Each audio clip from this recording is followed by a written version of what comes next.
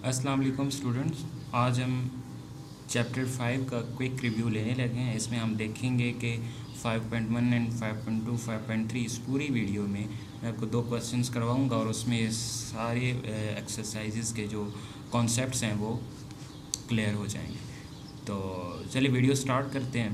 सबसे पहले आपको दिया है कि चूँकि ये चैप्टर ही ग्राफ्स का है तो आपने ग्राफ्स बनाने होते हैं। सबसे पहले आपको ये exercise number 5.1 and question number 4 का फोर्थ ही पार्ट है हमारे पास कि आपने क्या करना है, graph the solution region of the following system of linear inequalities and find the corner points in each case. ठीक है, कॉर्नर पॉइंट्स और हमने फाइंड करने हैं। ठीक है, तो सबसे पहले कॉर्नर पॉइंट्स फाइंड करने हैं तो ग्राफ्स जहाँ भी इनइक्वालिटी का क्वेश्चन आ जाए आपके माइंड में सबसे पहले ये आ जाना चाहिए कि आपने क्या करना है, ग्राफ बनाना है। ख़ुसूसन ये FSC पार्ट 2 के अगर पेपर में कोई इस तरह का इनइक्वालिटीज़ का क्वेश्चन आ गया तो आपने सबसे पहले ग्राफ बनाना है। ठीक है, तो ग्राफ में स्टार्ट करता हूँ। सबसे पहले आपने जितनी भी इक्वेशन दी हुई हैं, चाहे एक इक्वेशन दी हुई है, 2 इक्वेशंस दी हुई हैं, ठीक है, 3 इक्वेशंस दी हुई हैं, आपने क्या करना होता है, तीनों इक्वेशंस को लिख देना है यहाँ पे। ठीक है, जैसे नाम दे देना है 1 2 एंड 3। ठीक है, फिर तीनों को बारी बारी सॉल्व करना है। सबसे पहले मैं इक्वेशन नंबर 1 सॉल्व करने लगूँ। ठीक है, सॉल्यूशन में क्या लिखेंगे कि फ्रॉम इक्वेशन नंबर 1। अभी जैसे मैं इक्वेशन नंबर 1 सॉल्व करूँगा, ऐसे अगर एक ही क्वेश्चन आपके पास क्वेश्चन आता है ग्राफ का और एक ही उसमें लाइन दी हुई है, एक इनइक्वालिटी एक इक्वेशन दी हुई है, तो आप सिर्फ ये इक्वेशन 1 वाले प्रोसीजर को फॉलो करेंगे। ठीक है, सिर्फ आपको कॉन्सेप्ट बताना है, आप ख़ुद आप जो है वो इसका जो कॉन्सेप्ट है वो आपने सिर्फ इससे लेना है और बाकी आप ख़ुद इसकी प्रैक्टिस करेंगे। ठीक है, तो सबसे पहले आपने क्या करना है, इन इक्वलिटीज़ को इक्वलिटी में चेंज करना है। 3x + 2y = 6। इन इक्वलिटी क्या है, ये इन इक्वलिटी को मैंने क्या किया, इक्वलिटी में चेंज कर दिया है। फिर आपने क्या करना होता है, एट x = 0, x = 0 पे वैल्यू फाइंड करनी है। x = 0 तो पुट करेंगे तो 3 × 0 + 2y = 6 एंड ये क्या बन जाएगा हमारे पास, 2y = 6। ठीक है, 2y = 6 एंड y = क्या बन जाएगा, 3। ठीक है, कोऑर्डिनेट हमारे पास क्या बन गया कि x की वैल्यू 0 रखी, y की वैल्यू क्या आ गई, 3।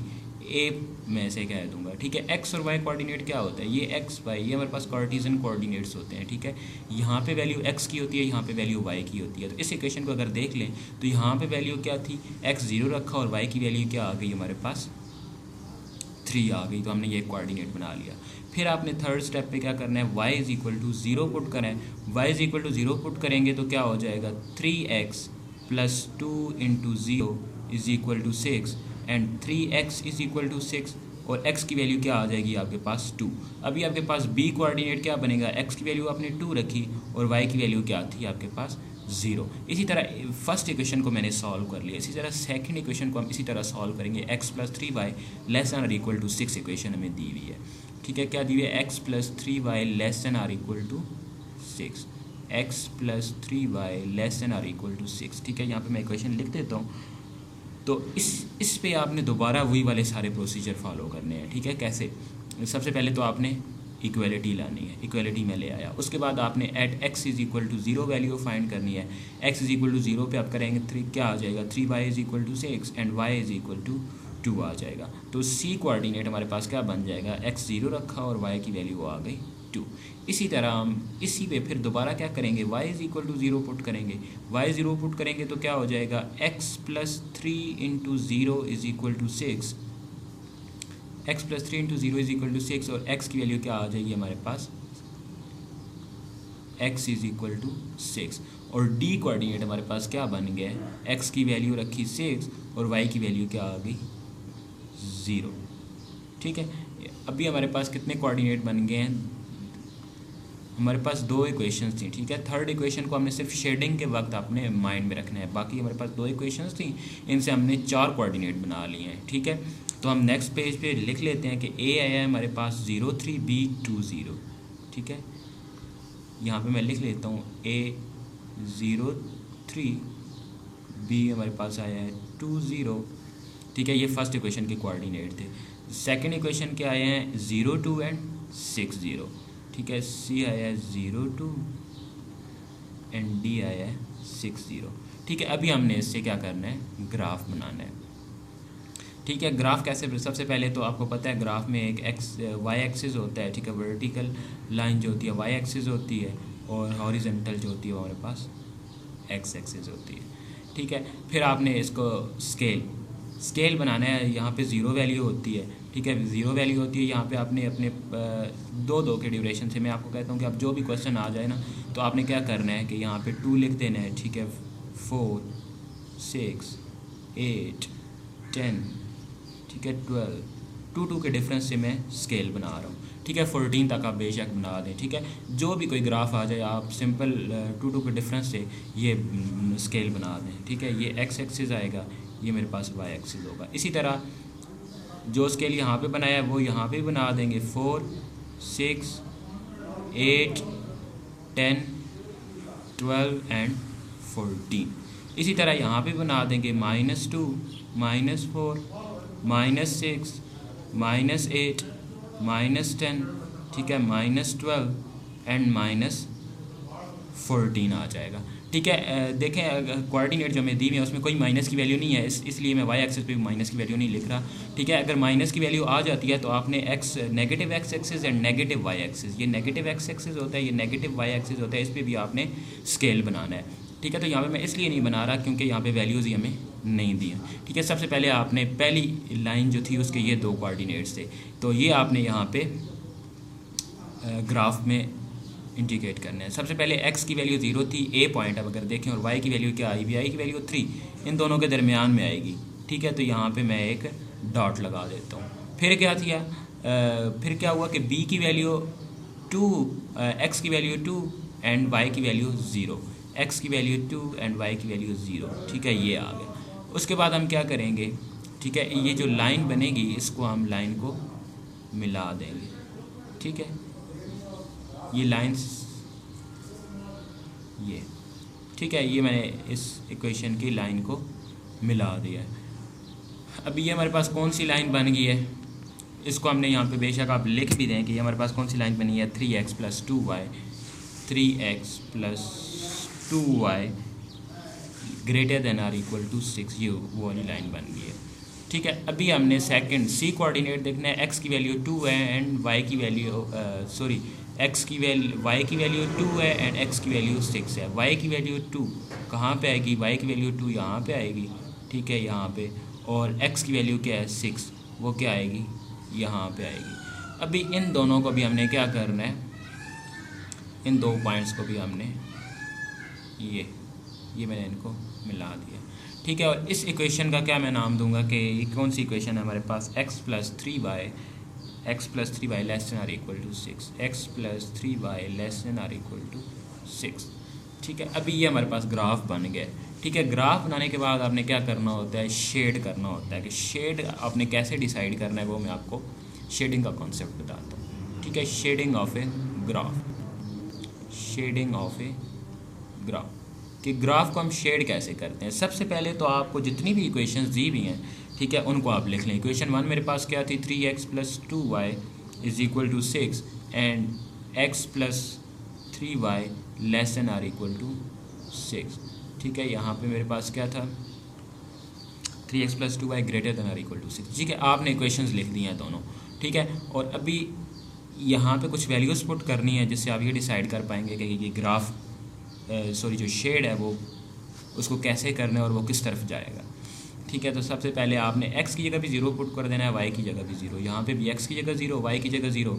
जब 0 + 3 × 0 less than or equal to 6, 0 less than or equal to 6। इसी तरह यहाँ पे भी क्या होगा, 3 × 0 + 2 × 0 greater than or equal to 6 and 0 greater than or equal to 6। अभी ये जो आपके पास फाइनल इक्वेशंस बनेंगी इनको आपने देखना है। अगर जो आपके पास ट्रू हैं, जैसे ये है 0 लेस देन 0, 0 लेस देन 0 ये होता है। ठीक है, तो ये हमारे पास क्या है, ट्रू स्टेटमेंट है। अगर आपके पास ट्रू स्टेटमेंट है तो आपका ग्राफ जो जाएगा वो किधर जाएगा, टूवर्ड्स ओरिजिन जाएगा।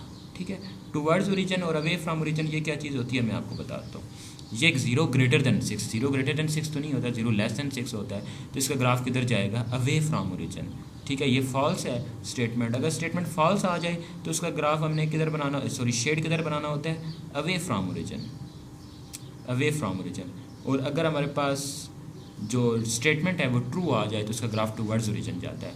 अभी जो सेकंड स्टेटमेंट है x+3y लेस देन और इक्वल टू 6, ठीक है, इसका ग्राफ किधर जा रहा है, ये ट्रू इक्वेशन है और इसका ग्राफ किधर आ रहा है, टूवर्ड्स ओरिजिन जा रहा है। तो ये देखें, ये हमारे पास क्या है, x+3y लेस देन और इक्वल टू 6। टूवर्ड्स ओरिजिन का ये मतलब है, पहले मैं आपको ये बता दूं कि टूवर्ड्स ओरिजिन का क्या मतलब होता है। ये हमारे पास एक ग्राफ है, ठीक है, फॉर एग्जांपल ये हमारे पास एक लाइन है, ठीक है। अगर इसका मैं कहूँ कि ये टूवर्ड्स ओरिजिन है तो इसका जो शेड होगा वो इस साइड पे होगा, ये ओरिजिन होता है ना, ठीक है, ओरिजिन वाली साइड पे हम ये सारी वैल्यूज़ जो है वो शेड कर देंगे।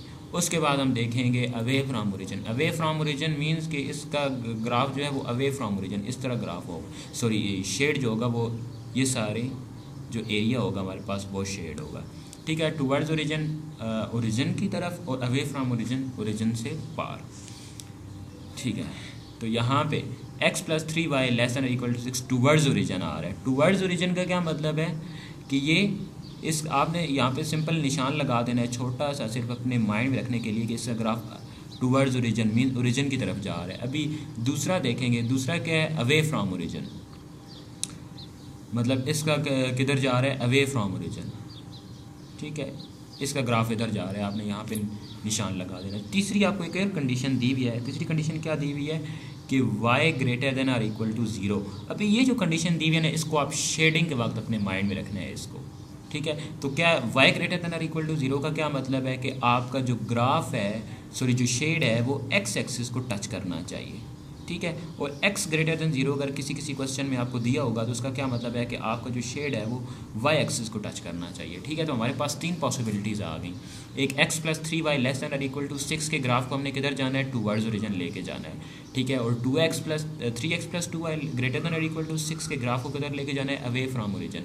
और एक और हमारे पास ये कंडीशन भी दी हुई है कि y greater than 0 x axis mean ऐसा कोई भी एरिया इधर इस सब में, ठीक है, ऐसा कोई भी एरिया जिधर ये तीनों कंडीशंस फुलफिल हो रही हैं, मींस कि इसका ग्राफ जो ब्लू येलो लाइन है इसका ग्राफ हमारा टुवर्ड्स ओरिजिन, तो ये वाला एरिया देखें, ठीक है, ये जो मैं फिल कर रहा हूँ।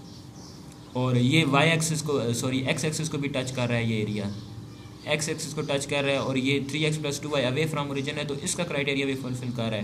तो ये वाला जो एरिया होगा मेरे पास, ठीक है, तो ये इसको मैं क्या कर दूँगा, शेड कर दूँगा, ठीक है।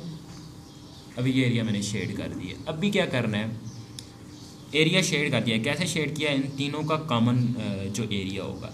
इसी तरह आपने अगर 3 लाइन का ग्राफ आ जाता है तो तीनों लाइंस का कोई ऐसा कॉमन एरिया एक आ रहा होगा जिधर तीनों लाइंस की जो कंडीशंस होगी वो फुलफिल कर रही होंगी, तो वहाँ पे आपने क्या करना है, शेड कर देना है, ठीक है। उसके बाद शेडिंग के बाद आपको बारी आती है कॉर्नर पॉइंट्स की। तो फिजिबल रीजन के अंदर, ठीक है, फिजिबल रीजन मीन्स जहाँ पे आपका शेड टच हो रहा है वहाँ पे जो भी पॉइंट्स आ रहे हैं उनको आप कहेंगे कॉर्नर पॉइंट्स। तो ये एक तो मेरे पास ये वाला, ठीक है, एक पॉइंट है, ठीक है, ये कॉर्नर पॉइंट है, एक हमारे पास ये कॉर्नर पॉइंट है और एक ये, क्योंकि ये सारे क्या हैं, ग्राफ को टच कर रहे हैं पॉइंट। अच्छा, ये वाला पॉइंट क्या है, 6 और 0, और ये हमारे पास कौन सा पॉइंट है, 2 और 0, ठीक है। तो एक तो कॉर्नर पॉइंट आ गया 6 और 0, एक कॉर्नर पॉइंट आ गया 2 और 0। अच्छा, ये पॉइंट हमें नहीं पता, ठीक है, ये पॉइंट कैसे हम फाइंड करते हैं, तो पॉइंट ऑफ इंटरसेक्शन, ठीक है, पॉइंट ऑफ इंटरसेक्शन, या आप इसे कह लें कि कॉर्नर पॉइंट्स, ठीक है, या किसी भी 2 लाइन का, ठीक है, इंटरसेक्शन पॉइंट हम कैसे फाइंड करते हैं। सबसे पहले तो दोनों लाइंस लिखते हैं, 3x+2y इज़ इक्वल टू 6 थी, और दूसरी लाइन थी हमारे पास x+3y इज़ इक्वल टू 6, ठीक है। आपने इक्वेशन 1 इक्वेशन 2 इन दोनों को साइमल्टेनियसली सॉल्व करके आपने x और y की वैल्यू फाइंड करनी है। तो अगर सेकंड इक्वेशन को मैं इक्वेशन 2 को मैं 3 से मल्टीप्लाई करवा दूँ तो क्या बन जाएगी equation, 3x+2y is equal to 6 and 3x+9y is equal to 3 6 are 18, ठीक है। इन दोनों को मैंने साइमल्टेनियसली सॉल्व करना है तो ये कैंसिल हो जाएंगे, ये माइनस, ये हो जाएगा -7y इज़ इक्वल टू, ये हो जाएगा क्या हो जाएगा -12 और माइनस माइनस से कैंसिल और y की वैल्यू क्या आ जाएगी मेरे पास 12/7। इसी तरह y की वैल्यू किसी भी एक इक्वेशन में पुट कर दें तो मैं पुट इन इक्वेशन टू भी मैं पुट करने लगा हूँ तो क्या आएगी मेरे पास देखें x + 3 × 12/7 = 6 and x = 6 - 12 3s are 36/7 and 7 6 are 42 - 36 और ये क्या आ जाएगा 6/7। x की वैल्यू आ गई 6/7, y की वैल्यू आ गई 12/7। यहाँ पे कोऑर्डिनेट क्या बन जाएगा 6/7 एंड y की वैल्यू क्या आ गई 12/7। ठीक है, अभी ये हमारे पास क्या आ गया कॉर्नर पॉइंट आ गया। ठीक है, ये फिजिबल रीजन के अंदर ये जो कॉर्नर पॉइंट था ये वाला, ठीक है, ये हमारे पास क्या आ गया आप देख लें 6/7 एंड 12/7। ठीक है, 6/7 एंड 12/7। ठीक है, ये तीनों आपके कॉर्नर पॉइंट्स आ गए। ठीक है, ग्राफ में सबसे पहला कॉन्सेप्ट होता है आपने ग्राफ को इनइक्वालिटीज़ को इक्वलिटीज़ में कैसे चेंज करना है, तो मैंने आपको बता दिया। उसके बाद आपको शेडिंग का पता होना चाहिए, शेडिंग भी मैंने आपको बता दी है, ठीक है, डिटेल में। उसके बाद आपको पता होना चाहिए कॉर्नर पॉइंट्स कौन से होते हैं, तो कॉर्नर पॉइंट्स मैंने आपको बता दिए। अच्छा, अभी अगर आपका 5.2 अगर आप देखें तो 5.2 में क्या है कि 3 इक्वेशंस दी हुई हैं, ठीक है, और 3 और 4 इससे 5 कंडीशंस हमें दी हुई हैं। ठीक है, तो इसका भी आपने बिल्कुल कॉर्नर पॉइंट्स इसी तरह जो फिजिबल रीजन में आ गए आपने उसका क्या कर लेना है, वही आपका कॉर्नर पॉइंट होगा। ठीक है, तो शेडिंग भी आपको पता चल गई है कैसे करेंगे। अभी आता है 5.3 में से एक लॉन्ग मस्ट आता है। ठीक है, 5.3 के हमारे टोटल 6 क्वेश्चंस हैं, रिड्यूस सिलेबस में कुछ 3-4 ही इसमें इंक्लूडेड है। ठीक है, तो इसका हम ये 5.3 का एक क्वेश्चन कर लेते हैं, उसके बाद आपको 5th चैप्टर जो है वो कम्प्लीटली समझ आ जाएगा। ठीक है, तो इसका मैं क्वेश्चन नंबर 6 करने लगा हूँ। ठीक है, ये आपका स्मार्ट सिलेबस में, फेडरल बोर्ड के स्मार्ट सिलेबस में ये इंक्लूड है कि आपका क्वेश्चन दिया हुआ है कि मिनिमाइज z = 3x, आपकी बुक पे लिखा हुआ है क्वेश्चन। ठीक है, तो मैं शॉर्ट लिख रहा हूँ, और 3x + 5y > 15 and x + 6y > 9 and 2 conditions हमें दी हुई हैं x > 0 एंड y > 0। ठीक है, इसका ग्राफ अभी हमारे पास ये तीनों टाइप्स आ गए हैं। ठीक है, अगर 3 लाइंस आ गई हैं ना तो आपने हर लाइन पे वही प्रोसीजर अप्लाई करना है और तीनों लाइंस के आपके पास 6 कोऑर्डिनेट्स आ जाएंगे, उनको आपने लाइन पे ग्राफ पे ड्रा कर देना है, तो उससे कोई इशू नहीं बनेगा। तो सबसे पहले आपको क्वेश्चन को समझिए कि क्या लिखा हुआ है। क्वेश्चन लिखा हुआ है कि मिनिमाइज वो आपको बाद में समझ आएगी कि मिनिमाइज का मतलब क्या है। आपने ये जो मैंने सर्कल किया है, ठीक है, आप इसको फ़िलहाल साइड पे रखें और सिर्फ ये वाला क्वेश्चन देखें। ये वाला क्वेश्चन क्या कहते हैं, आपको तो बिल्कुल वही चीज़ें दी हुई हैं जो आप पहले करते आ रहे हैं कि आपने सबसे पहले तो इक्वलिटी लानी है। इक्वलिटी लाएंगे तो आप क्या बन जाएगा 3x + 5y = 15, और फिर क्या करना है x = 0 पे वैल्यू फाइंड कर लेनी है, तो 5y क्या आ जाएगा 15 के इक्वल एंड y = 3 आ जाएगा। एक कोऑर्डिनेट क्या बन जाएगा x 0 एंड y 3 आ गया। फिर आपने क्या करना है एट y = 0 फाइंड करना है। y = 0 आप करेंगे तो 3x = 15 आ जाएगा एंड x = 5 आ जाएगा। b कोऑर्डिनेट आपके पास क्या आ जाएगा x 5 आया और y आपके पास क्या आ जाएगा 0। ये इक्वेशन 1 थी। ठीक है, इक्वेशन 1, और अभी इक्वेशन 2 को हम इसी तरह सॉल्व करेंगे। ठीक है, इक्वेशन 2 फ्रॉम 2, इक्वेशन 2 से हम क्या करेंगे x + 6y = क्या आ जाएगा 9। ठीक है, सबसे पहले इनइक्वलिटी से इक्वलिटी की तरफ गए हैं। फिर हमने क्या करना है एट x = 0 वैल्यू फाइंड कर लेनी है। x = 0 पे हम क्या करेंगे 6y = 9 एंड y = 9/6 एंड 9/6 का आंसर आता है 1.5, और आपके पास एक c कोऑर्डिनेट क्या बन गया है कि 0 रखा और y की वैल्यू क्या आ गई 1.5। इसी तरह इसी इक्वेशन में आपने y 0 पुट करना है तो x की क्या वैल्यू आ जाएगी 9। ठीक है, x + 6y = 9 है। आप जब y = 0 पुट करेंगे तो x की वैल्यू क्या आ जाएगी 9, और आपके पास d कोऑर्डिनेट बन गया है x 9 आया और y की वैल्यू क्या आ गई आपके पास 0। अभी आपके पास चारों के चारों पॉइंट्स आपके पास जो कोऑर्डिनेट्स हैं आपके पास आ गए हैं। क्या मैं पिछले दो कोऑर्डिनेट्स भी यहाँ पे इस पेज पे लिख देता हूँ कि 0350 एंड 0350। ए मेरे पास है 03, बी है 50, ठीक है, और सी मेरे पास है 1.5। ठीक है, अभी हमने इसका ग्राफ बनाना है। ठीक है, ये सारा प्रोसीजर वही सेम है।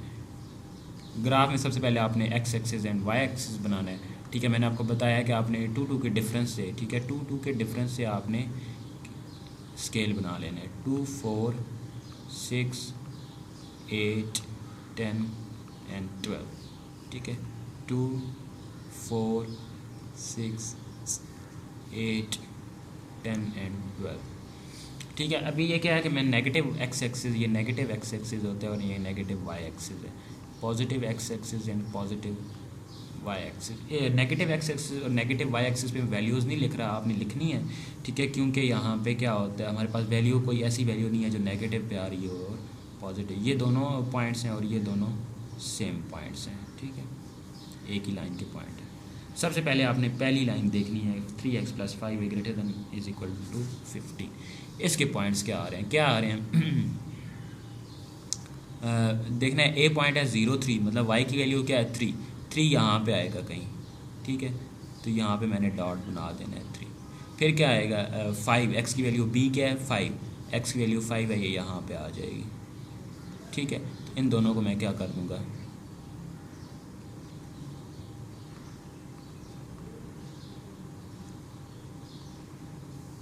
ठीक है, ये मैं मिला दूँगा इन दोनों को, ये, और इसको मैं क्या नाम दे दूँगा, ये कौन सी इक्वेशन है मेरे पास, 3x + 5y, 3x + 5y > = 15 आ गया। अच्छा, इसी तरह आप ये सेकंड इक्वेशन को भी ड्रॉ करेंगे इसी तरह। तो मैं क्या करूँगा जी, सी पॉइंट अगर देखें तो y की वैल्यू आ रही है 1.5 यहाँ कहीं होगी, यहाँ ही होगी ना, क्योंकि यहाँ पे 1 होगा और इससे थोड़ा सा ऊपर 1.5 होगा। और सेकंड है डी की वैल्यू आपके पास 9 आ रही है, सॉरी एक्स की वैल्यू आपके पास 9 आ रही है। अभी इसी को आपने क्या करना है, इन पॉइंट्स को भी आपने ये मिला देना है, ये मैंने मिला दिया। अभी ये आपके पास क्या इक्वेशन बन गई है, x + 6y, x + 6y > > 9। ठीक है, अभी ये तो आपके पास ग्राफ का काम मुकम्मल हो गया। अभी आपने शेड करना है। ठीक है, शेडिंग आपने डिसाइड करनी है कि शेडिंग कौन सी साइड पे जाएगी। ठीक है, तो शेडिंग का मैंने आपको बताया क्या करना है। आपने सबसे पहले दोनों ही जो हमारे पास इक्वेशंस दी हुई हैं आपने लिख लेनी है। पहली इक्वेशन है 3x + 5y > 15 and second equation हमारे पास है कि x + 6y > 9। ठीक है, अभी क्या है कि 0 0 फिर हम पुट करते हैं। ठीक है, 0 + 5 × 0 3 × 0 > 15, 0 > 15, और इसी तरह यहाँ पे पुट करेंगे तो 0 0 अगर इन दोनों पे पुट करें तो 0 + 6 × 0 > 9, 0 > 9। दोनों इक्वेशंस जो आ रही हैं हमारे पास क्या आ रही हैं, फॉल्स आ रही हैं। ठीक है, ये भी इक्वेशन 0 तो <15 नहीं होता ना, फॉल्स आ रहा है। तो फॉल्स आ रहा हो तो उसका ग्राफ किधर जाता है, दोनों का ग्राफ किधर जाएगा, अवे फ्रॉम ओरिजिन से हट के। ठीक है, अवे फ्रॉम ओरिजिन ग्राफ, तो अभी हम पता चल गया कि सॉरी शेड किधर जाएगा, अवे फ्रॉम ओरिजिन। पता चल गया कि शेड किधर जा रहा है, अवे फ्रॉम ओरिजिन।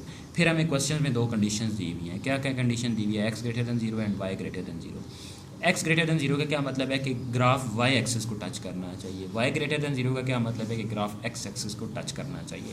अभी हमने ऐसा कॉमन एरिया जो फाइंड करना है इस ग्राफ में।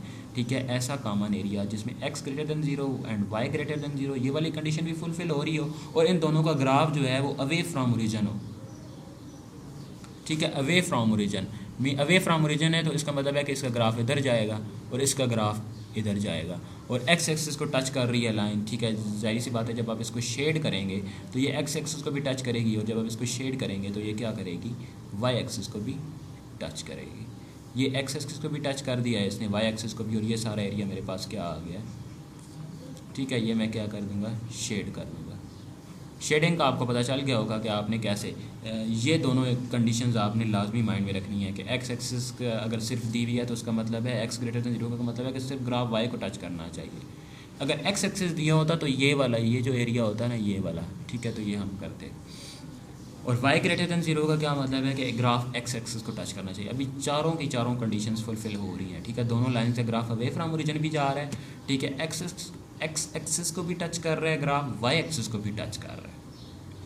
अभी फिर क्या होता है कि ग्राफ के अंदर जो जो भी पॉइंट्स आ रहे हैं, ठीक है, वो सारे फिर क्या होते हैं, कॉर्नर पॉइंट्स आ रहे हैं। एक तो ये पॉइंट आ रहा है, ये क्या पॉइंट है, ये वाला, ठीक है, 0 एंड 3 है, और एक क्या है 9 एंड 0, ठीक है, एक 0 एंड 3, फिर 9 एंड 0। यहाँ पे मैं लिख दूँगा कॉर्नर पॉइंट्स, ठीक है, कॉर्नर पॉइंट्स की हेडिंग दे दूँगा। कॉर्नर पॉइंट्स क्या आए हैं हमारे पास, आप देखें ना यहाँ पे कॉर्नर पॉइंट्स क्या आए हैं, एक 0 एंड 3 आया है, ठीक है, और एक हमारे पास 9 एंड 0, ठीक है। कॉर्नर पॉइंट आ गया 0 एंड 3 एंड दूसरा आ गया 9 एंड 0। अच्छा, एक और पॉइंट भी हमारे पास आ रहा है, ये दोनों लाइंस जो इंटरसेक्ट कर रही हैं, ये वाला पॉइंट, ठीक है, ये दोनों लाइन इंटरसेक्ट कर रही हैं, और यहाँ पे भी तो एक पॉइंट बन रहा है ना, intersection point, point of intersection of these 2 lines, ठीक है। तो अभी हमने क्या करना है, we have to find point of intersection of these 2 line, ठीक है। तो कैसे फाइंड करेंगे, जैसे मैंने आपको प्रोसीजर बताया है, कैसे 2 पॉइंट्स तो आ गए corner points, third corner point हमने फाइंड करना है, तो कैसे करना है, तो ये मैं आपको बताता हूँ। पहले भी बताया आपको कि कैसे करते हैं कि आप दोनों इक्वेशंस को लिख लेना है। दोनों इक्वेशंस को लिखेंगे तो 3x + 5y greater than or equal to को आप फ़िलहाल नेगलेक्ट करेंगे, सिर्फ इक्वल रखेंगे, और x + 6y is greater than or equal to 9 आ जाएगा। अभी आपने क्या करना है, सॉरी इक्वल, सिर्फ इक्वल टू लाएंगे क्योंकि ग्रेटर देन को हम नेगलेक्ट कर रहे हैं, क्योंकि हमने तो इन दोनों इक्वेशन को साइमल्टेनियसली सॉल्व करना है। तो इक्वेशन 2 को मैं क्या अगर 3 से मल्टीप्लाई कर दूँ, ठीक है, इक्वेशन, क्योंकि हमने दोनों को सॉल्व करना है, तो ये क्या बन जाएगा, 3x + 5y is equal to 15 and 3x + 6 3 = 18y is equal to 9 3 = 27, ठीक है। ये प्लस माइनस माइनस कैंसिल, ये हो जाएगा -18 - 13 इज़ इक्वल टू, ये क्या हो जाएगा, -12, और y की वैल्यू क्या आ जाएगी, 12/13।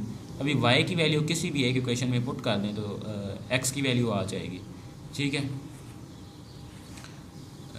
मैं इस इक्वेशन में पुट इन इक्वेशन 2 में करता हूँ, तो x + 6 × 12/13 is equal to 9 and x is equal to 9 - 12 6 are 72/13, ठीक है। 72/13 आ जाएगा 13 एंड 13 9 3 = 27, 7 2 9 1 = 9, 117, ठीक है, -72, 117 - 72 क्या आएगा हमारे पास, 545/13। x की वैल्यू आ गई 45/13 एंड y की वैल्यू आ गई, x की वैल्यू आ गई 45/13। ये हमारे पास एक और कॉर्नर पॉइंट क्या आ गया, 45/13 एंड 12/13, ठीक है। अभी ये हमारे पास 3 कॉर्नर पॉइंट्स आ गए। अभी हम उस फंक्शन पे जाएंगे जो आप क्वेश्चन देखें कि minimise z is equal to 3x + 2y। तो इसका मतलब है कि ये जो यहाँ पे मैं लिख रहा हूँ कि आपने एक चार्ट बनाना है। कैसा चार्ट बनाना है कि यहाँ पे आपने लिखना है कॉर्नर पॉइंट्स, ठीक है, सारे कॉर्नर पॉइंट्स आपने यहाँ पे लिख देने हैं, ठीक है। फिर आपने यहाँ पे लाइन लगानी है, ठीक है। उसके बाद आपने यहाँ पे वो जो फंक्शन आपको दिया हुआ है, फंक्शन क्या दिया हुआ है, z is equal to 3x + y, 3x + y, और यहाँ पे आपने सॉरी